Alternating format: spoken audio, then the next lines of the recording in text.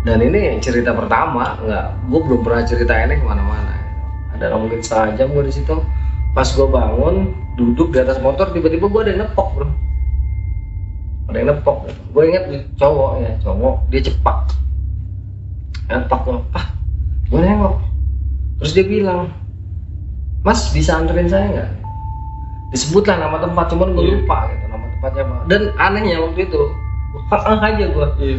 Nggak kayak apa sih, kayak orang nggak gue sadar gitu, gue sadar tapi gue nggak bisa nolak gitu. Gue ngeliat orang itu kasihan banget gitu, karena gue inget bahasanya, saya udah nggak ada uang, terus ke tempat saya juga nggak ada kendaraan, Mas gitu. Gue bilang nih orang Sunda, orang Jawa nih, cuman ya udah naik tanpa ada curiga sama sekali.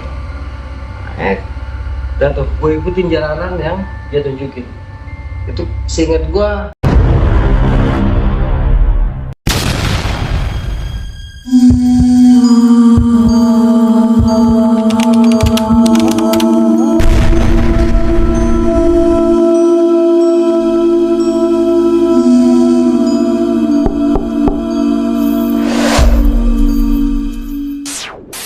Halo, balik lagi bersama gue Riko, gue Rama di Brokis.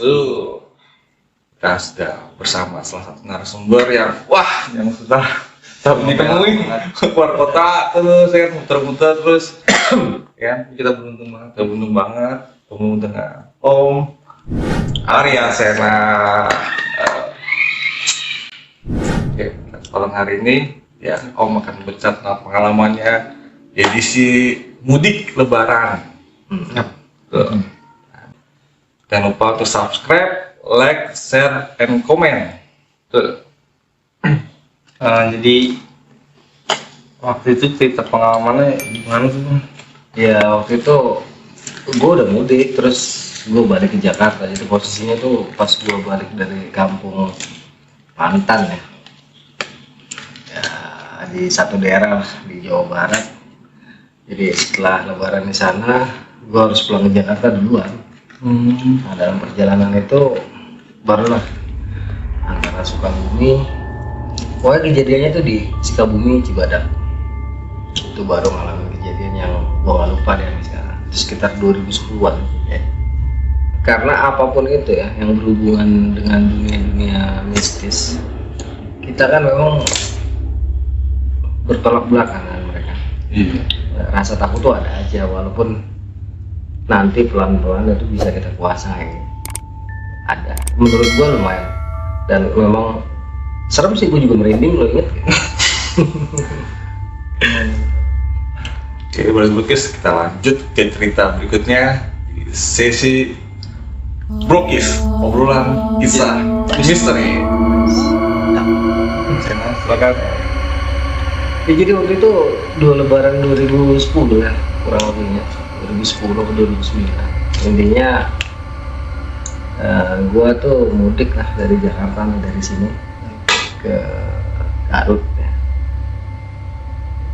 Perjalanan berangkat sih ya biasa lah, macet-macetan aja.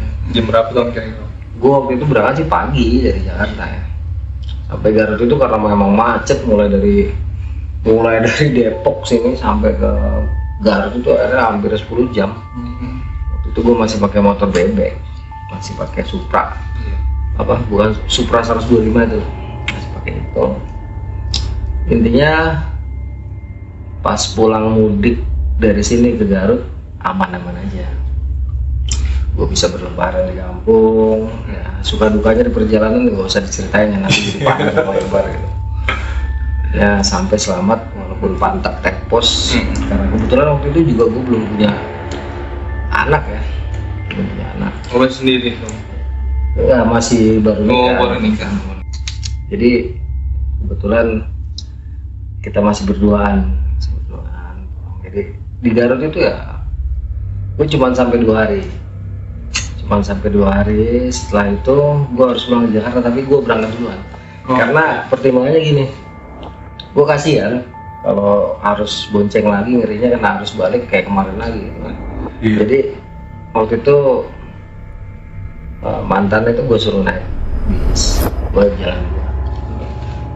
Setelah udah siap lah ya, udah pamit segala macem. Itu gue dari Garut sekitar jam 2 siang.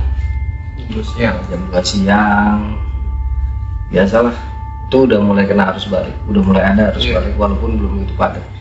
Jalan santai lah gua karena bawa Supra. Garut Bandung itu normal 2 jam, jadi waktu itu gua sekitar 3 jam lah karena jalan santai dan agak macet di Nagrek ya, karena masih jalur lama ya. Nah, agak kena macet itu Nagrek sampai Dangder ya, Nagrek Dangder itu sejaman tuh, rusuh dah.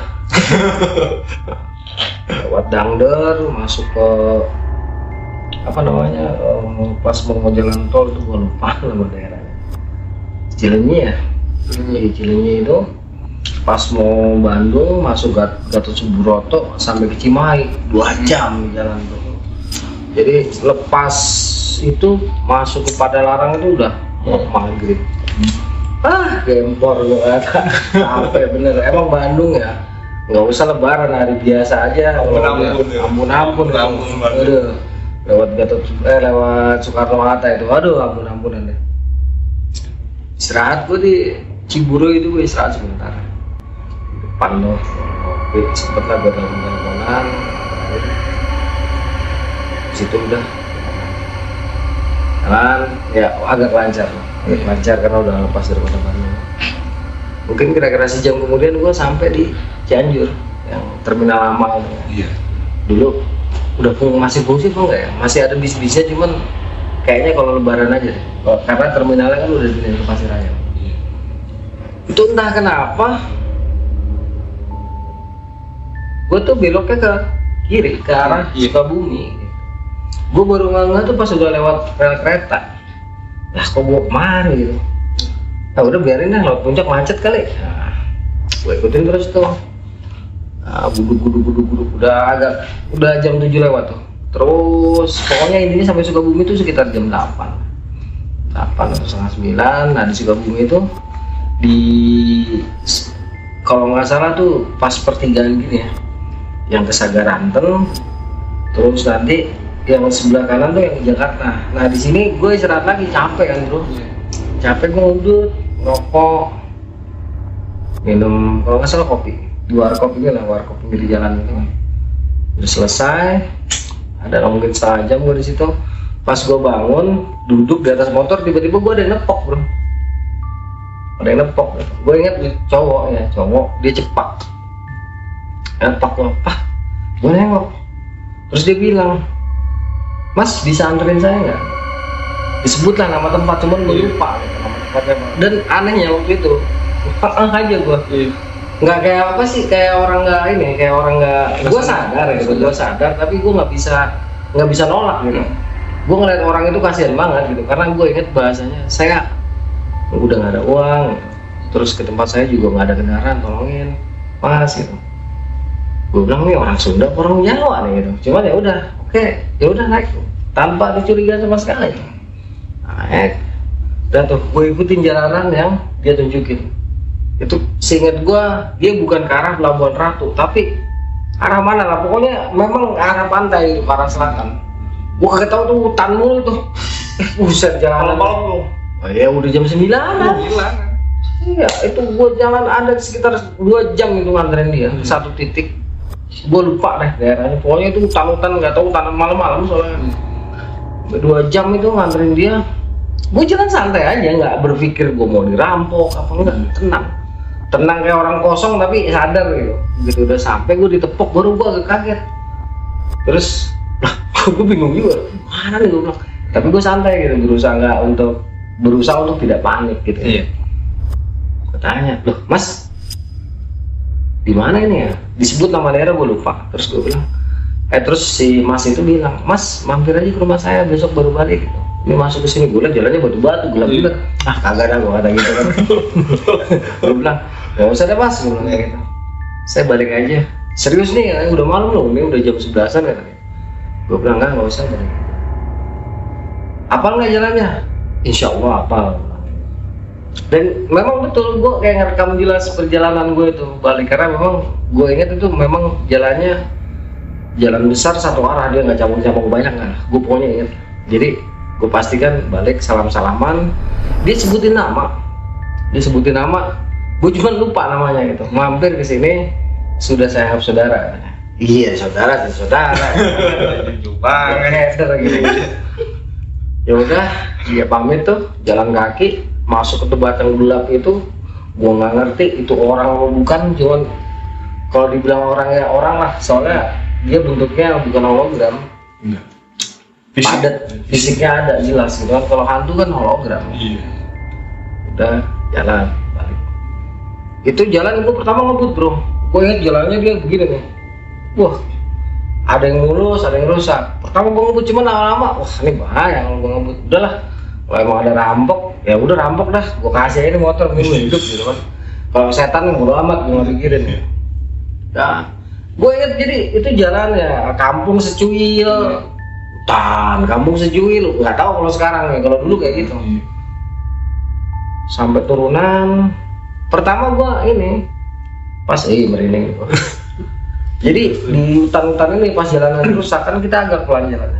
Gua udah nggak mikirin rampok, nggak mikirin apa. Gua pertama ngeliat ini di spion, gitu. Gua lihat kayak ada sesuatu lah. Cuman gua pikir pantulan lampu, mungkin ada motor di belakang.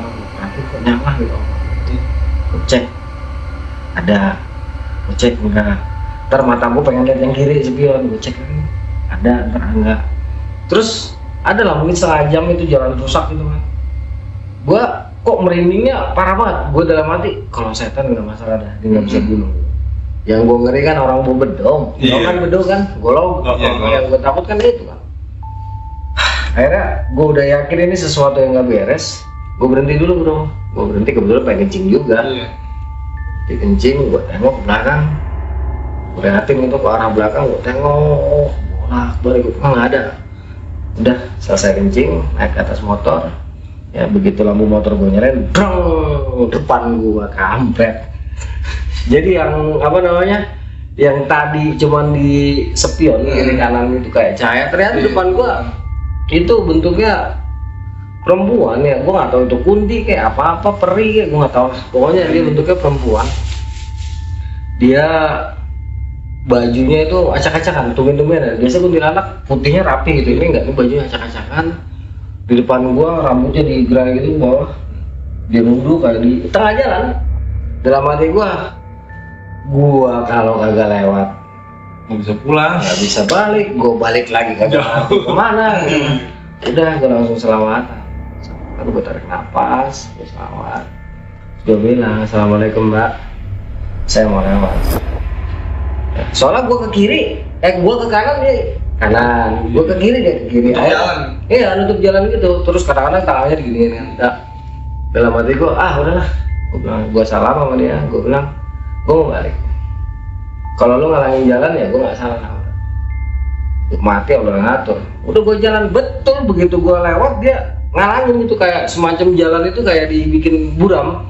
Kalau gue prinsip kalau takut bawa motor, bawa mobil kayak bawa motor kayak gue nggak mau ngebut, nggak mau narik gas atau nginjek pedal gas. Gue pelanin, sengaja gue jalan pelan. Begitu gue lewat tuh, itu kayak gue kayak ada sesuatu gitu kayak gitu.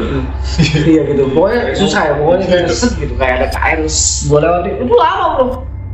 Mungkin 50 meter gua. Jadi gua bener-bener akhirnya jalan pelan. Ini kalau berhenti gua nggak mau, ngerinya masuk ke dimensi lain. Iya kabur gitu.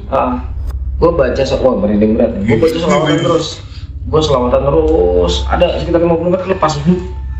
Yang tadinya mata gua kayak ada kabut-kabutnya itu langsung terang. Gua posisi gua takut tuh. Takut gua berhenti. Berhenti apa? Kaki udah ngejahit masalahnya nih. Iya, udah tremor kaki gua, tangan gua juga udah tremor kan. Berhenti turun, gue tenangin diri dulu. Tenangin diri, gue selamat. Selesai selamat, udah agak enak, jantung udah agak tenang. Dan naik lagi ke atas motor, sebelum jalan gue nengok belakang. Nengok belakang, gak ada apa-apa. Bismillahirrahmanirrahim. Itu mungkin udah sekitar 1 jam. Nanti gue inget-inget kita nemunya di pertigaan yang kanan ke Sukabumi, yang ke sini ke Cibadak. Ya itu udah mulai ada rumah, waktu itu belum banyak kayak sekarang mungkin ya, gue nggak tahu sekarang kayak gimana bentuknya, gue udah lama nggak ke situ lah. Saat itu paling ada rumah 1-2 semblok lah ya. intinya di perjalanan itu masih gelap gulita, itu jalan nggak ada lampu jalan. Kalau sekarang ada lampu jalan ya syukurilah walhamdulillah. Iya. Itu sampai ke situ tuh ya, mulai dari itu kalau nggak salah tikungan gitu lah, turunan tikungan apa yang memang arah Pelabuhan Ratu gue lupa juga, tikungan gitu. Tiba-tiba motor gua tuh agak berat, dia ban depan gua tuh kayak ngangkat gitu kan. Gua tahu karena sebelumnya gua pernah punya pengalaman di ini nih, di hutan UI nih, di kampus UI nih ya, pernah punya pengalaman hampir sama kayak gitu. Jadi pikiran gua, alah bukan yang tadi, pikiran gua kan kayak gitu. Gua jalan sepanjang perjalanan itu sambil di belakang ini perasaan gua nih mengatakan ada sesuatu, karena memang jelas ya, walaupun di spion gue liat itu nggak ada, tapi motor gue tuh bener-bener berat banget, kayak ngangkut karung beras 10 biji kan. Berat banget, udah motor Supra 125 di tempat kayak gitu. Emang gue mau jalan ngebut. Terus sepanjang perjalanan ini ya lagi-lagi ya, ada yang bisa melihat dan merasakan, ada yang cuma bisa merasakan, ada juga yang nggak bisa sama sekali. Nah mungkin posisi gue ada di tempat yang bisa melihat juga bisa merasakan. Jadi dalam perjalanan menuju yang ke pertigaan tadi gue bilang itu, sepanjang perjalanan tuh yang gue lihat banyak bocah lari-lari nyebrang pinggir jalan, ular. Tapi mereka tuh semua nggak padat bentuknya gitu. Jadi misalnya ada yang nabrak gue terus tembus gitu. Terus sepanjang perjalanan tuh gue diam. Dalam hati gue, ini kalau berhenti gue lebih bahaya lagi. Mending gue terusin jalan walaupun pelan. Entahlah itu berapa jam lah. Terus begitu menjelang mau masuk pertigaan, gue berhenti dulu. Terus gue bilang, assalamualaikum ya Allah, mohon maaf ya, saya buru-buru. Kalau memang seperti ini saya ada kesalahan, saya minta maaf. Tapi kalau nggak ada kesalahan mah cari gara-gara. Aing tesien, gue bilang kayak gitu. Aing tesien, gue nggak takut. Berhenti, gue kesel banget, turun, gue nengok, nggak ada apa-apa. Gue diam, gue tayang, pinggir jalan gue tayang, gue selawatan. Ada 5 menit gue selawatan, biasa selawat gue, tarik nafas, tahan, isi selawat, hembuskan. Gue hembuskan, begitu posisi gue lagi merem, itu gue kayak kebayang, ya entah bener entah enggak, ini kan gambaran dari mereka kan suka bikin yang enggak gitu. Jadi ketika gue lagi merem gitu, gue ngeliat dia itu posisinya lagi nyebrang jalan, ditabrak sama mobil lagi ngebut, terus ditinggalin begitu aja di posisi yang pertama kali gue ketemu. Seperti di Javu gue, seperti korban tabrak lari. Kalau gue kan nggak percaya gitu-gituan, karena buat gue arwah mau bentuknya kayak apa, kecuali yang bunuh diri itu pasti balik ke Allah. Dia ada di alam kubur, kecuali yang bunuh diri ya, dia terhimpit di antara langit dan bumi, tapi gue nggak tahu posisi di mana. Yang tahu tuh Allah. Cuma tahu teorinya terhimpit langit dan bumi. Apakah ia dia gentayangan, gue nggak ngerti, gue nggak paham. Yang jelas gue udah bayar kayak gitu. Udah langsung dia sebutin namanya, gue tahu, ya udah gue kirimin doang kan, assalamualaikum ila arwahi khususon fulana binti fulana. Gue kirimin al-fatihah, terus dia senyum, terus salaman sama gue. Ya dalam merem itu loh, bukan posisi jasad ya, bukan raga gitu, tapi kayaknya ruh gitu kan. Salaman, terus dia langsung ke belakang tuh, terus hilang.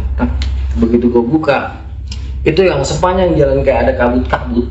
Jadi kabut gimana ya, semacam kayak burem gitu lah, kabut tapi posisi kabut hitam lah gitu, itu hilang. Begitu gue tak lagi, pom bensin di atas sebelah kiri, tau gak pom bensin Cibadak gitu. Wah, pom bensin, gue udah di sini aja, gue bilang gitu. Udah, gue mampir pom bensin, nenangin dulu bro. Pas gue cek, gue kan gak bawa jam, gue cek satu, lama gue nelfon, Bi gimana posisi? Kabumi, fokus Kabumi. Jadi enggak, sampai gue di gebetan gitu. Belok gitu. Oh beloknya Jawa, kan puncak. Iya. Udah gitu suka bumi mah di Cibadak lagi, makin ngawur aja. Oh belum apa yang gue dingin aja. Ben selesai, ada setengah jam udah enak gua. Udah, gue terusin jalan. Sepanjang perjalanan dari situ sampai Jakarta, ya gue masih kepikiran aja dulu. Ya tetapi sudah tidak ada kejadian yang mengerikan lagi. Sampai rumah itu gue subuh lah, singkat katanya sampai rumah tuh subuh, gue istirahat. Gue belum mau cerita nih sama waktu itu sama istri gue, nanti aja lah udah ke Jakarta. Ya. udah tidur. Kira-kira 2 hari kemudian baru mantan istri pulang Jakarta, gue ceritain, baru dia sampai merinding kata gue ya itulah. Ya nggak terlalu panjang ya tetap. Karena kalau gue mau detailing nanti terlalu panjang banget gitu, nggak inti poinnya karena cuma itu aja. Ya itulah kisah gue waktu mudik antara 2009-2010. Ya itu terjadi H+2, gue mudik dari kampung mantan istri ke Jakarta. Wah, Gitu. Tanya merinding gimana ngalaminnya ya kan? Iya benar. Ceritanya merinding nih gue. Iya makanya, aja pas cerita merinding banget belakang wah. Memang agak sedikit berbeda untuk kesempatan kali ini ya Brother Brokis, karena kita lagi berada di tempat Bang Ares. Nah, Dan ini cerita pertama, gue belum pernah cerita ini kemana-mana. Karena emang nggak ada yang minta, dan gue kalau nggak diingetin nggak inget gitu kan. Karena gue banyak banget cerita yang berhubungan dengan hal-hal goib gitu. Bisa dikatakan 80% hidup gue tuh ngalamin yang kayak gini gitu. Perjalanan hidup gue tuh ngalamin. Karena memang ya itulah anugerah mungkin ya, yang nggak semua orang bisa ngerasain.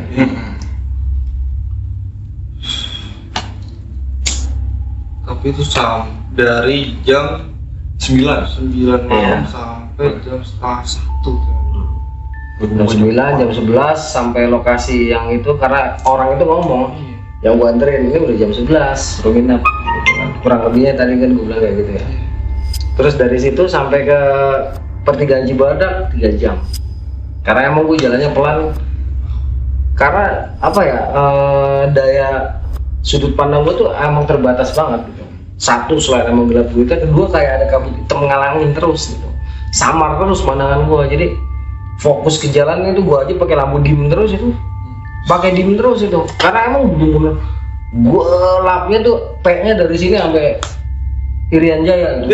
Gelap, bener-bener emang beda gelapnya, bener-bener gelap. Dan ya alhamdulillah gua masih selamat sampai detik ini, masih bisa cerita.